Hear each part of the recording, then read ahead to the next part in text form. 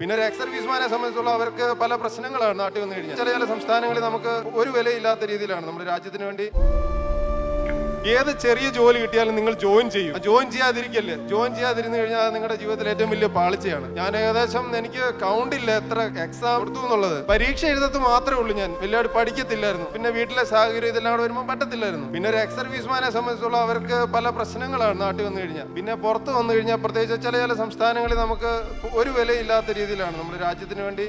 ഒത്തിരി സുഹൃത്തുക്കൾക്ക് ഇതിന്റെ തിക്താനുഭവങ്ങൾ അറിയാം. ജയന്റ് അത്രയും എക്സാം എഴുതി ആരും ഇവിടെ ഇരിക്കുന്ന കാണുകയല്ല.